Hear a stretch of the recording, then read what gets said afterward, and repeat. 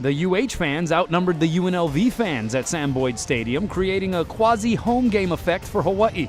But crowd support couldn't propel the Bows into the end zone in the first quarter as Hawaii punted 4 times in the opening frame.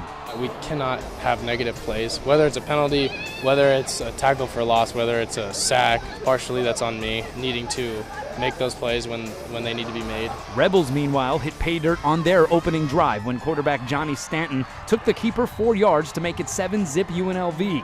Hawaii's defense, though, stiffened, including a Solomon Matautia interception with under 2 minutes left in the half, which Hawaii converted into a second Alex Trifunovic field goal as the teams would break for intermission, separated by a mere point, 7-6 Rebels.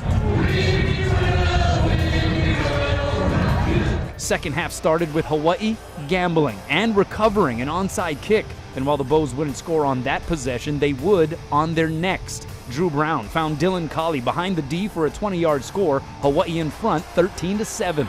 We knew that they were buzzing over, and so, we kind of worked on it all week, just trying to stay in the middle, staying in the seam, and, Drew ripped it in there, and that's a play I love, and he made it happen, and I just had to catch the rock. That advantage, however, would be short-lived. Rebels right back Stanton hit Brandon Presley for a 52-yard score, giving UNLV the lead once again, 14-13. A 10-yard touchdown from Stanton to Kendall Keys made it 21-13 in the third quarter when UNLV returned the trickery favor. Yes, busting out its own onside kick and recovering it. So if my gamble is a chance for a possession or giving the ball to 35, I'm going to take that risk 100% of the time. And that's why we didn't do a trick one. So to me, the risk and reward, you look at that, I'll take that risk for that reward. That led to a Lexington Thomas 3-yard TD plunge, 28-13 Rebels after posting 21 unanswered. We knew he was a good back coming into this game.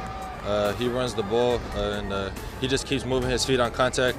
He's slippery, and he's just a good back, so we give credit to him. We just need to finish some tackles, and I think we'll be in a better situation. Diosemy St. Just tightened things up in the fourth with a 2-yard score, his 7th rushing touchdown of the season, part of a 111-yard day on 20 carries for DSJ.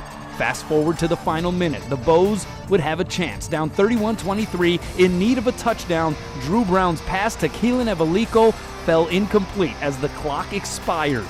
It's up there with one of the worst feelings, when it comes to playing the game of football.